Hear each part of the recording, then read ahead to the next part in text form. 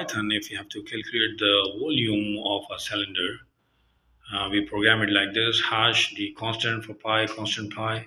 Constant pi is always the value is 3.142 or 22 over 7 in fraction. The two input variables of the length and radius, both decimals.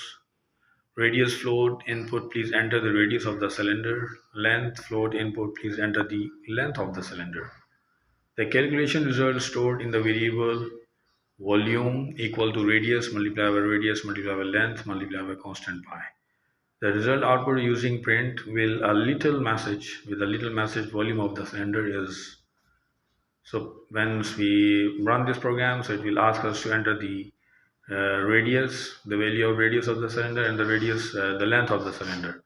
Whatever these two values will write, it will automatically give us the different volumes of cylinders with different radiuses and lengths.